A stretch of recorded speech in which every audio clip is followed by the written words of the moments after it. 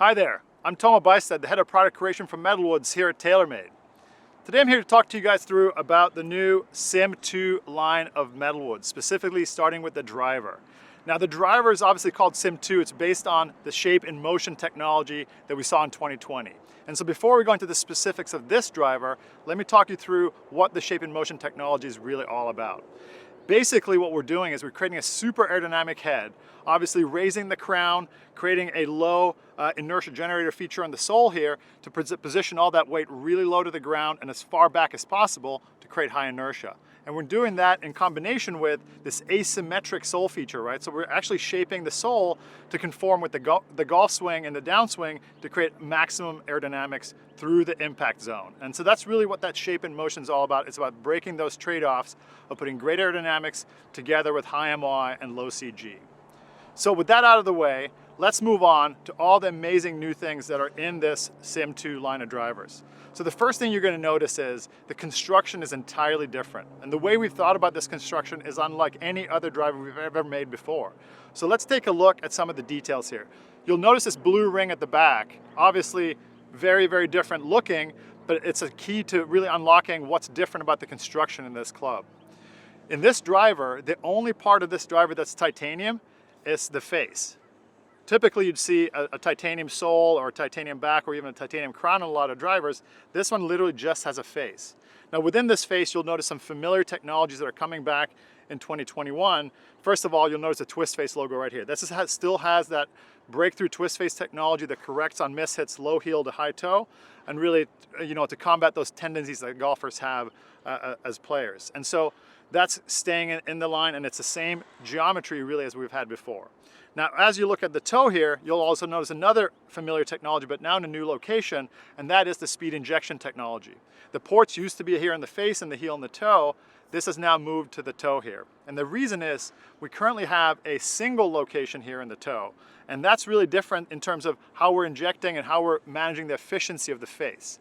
And you may ask, why do we only have one injection port? Well, the reason is we've actually machined the back of the face. When you see that cutaway of this club and you see the inside of the club, you'll notice that the inside of that face is machined out. And that's really to control those thicknesses very precisely to create that CT spike in a very, very specific location to ensure that we can get maximum speed out of the face and create that speed injection technology with just one port in the toe. So that's simplified.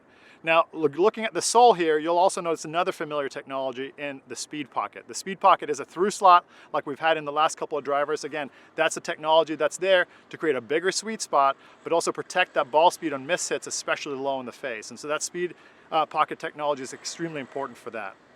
Now, when you look at the rest of the head, now you're going to see a lot of carbon, right? So if you look at the top of the club, we have that massive carbon crown. It's covered as much real estate as possible on the top of the club, and we really want to make sure that we're saving as much weight as we can so we can use that extra weight to position it in more beneficial areas of the club.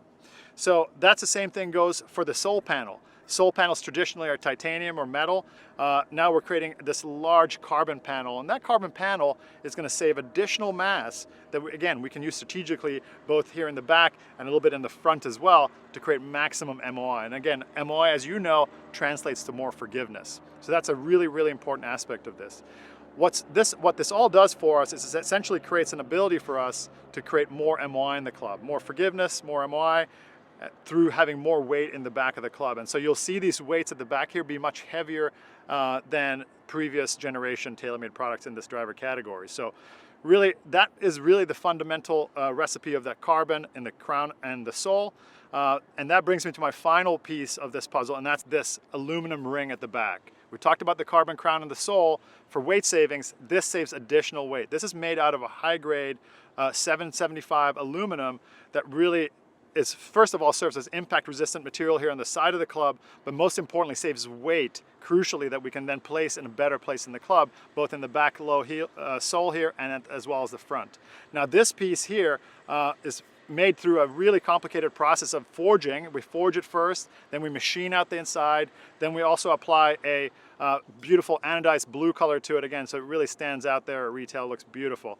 But really this piece is what really is this whole construction is built upon to create that high speed combined with incredible MOI and forgiveness in the club. And so this is really, again, that linchpin in the technology that pulls it all together. So within those technologies that we just talked about on the new construction, there's also some subtle differences in the 3 different models that comprise the SIM2 driver family. Let me first introduce each one. The first one is the SIM2 driver. This one replaces the SIM driver currently in the lineup. We then have the SIM2 Max driver replacing the SIM Max, and then finally the SIM2 Max D product for those guys needing a little bit of draw bias. Now, the fundamental technologies, like I said, are very similar in each one, but they have some performance differences that are really important to note here. The SIM2 is going to be your lowest launching, lowest spinning option of these 3. Again, targeted really for that high spin golfer, potentially slightly better players, and we're doing that through having a little bit more of that weight split front to back, and you're going to see a little bit more of that weight up front here inside this area where the TPS weight is on the sole.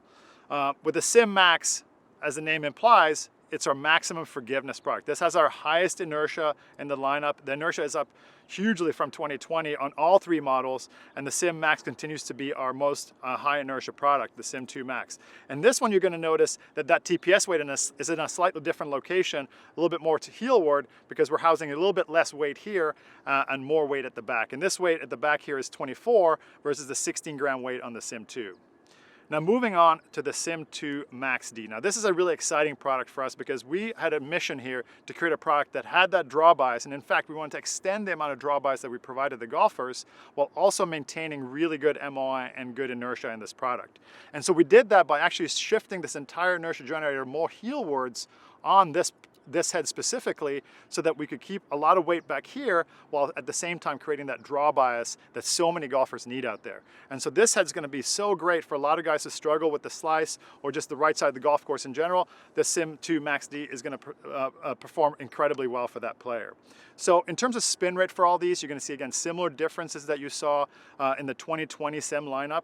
The SIM2 is going to be the lowest spinning, like I mentioned. There's going to be a 200 to 300 RPM increase in spin going to the Max, and a couple hundred RPMs more into the Max D, although that will depend on how much draw bias the player is experiencing, and these could actually net out pretty similar in terms of spin depending on that result. So the 3 models, all 460cc, all featuring that incredible construction with the forged aluminum ring at the back, but really at a target here to figure out how to get into different players' bag depending on how you play and what kind of performance you're looking for.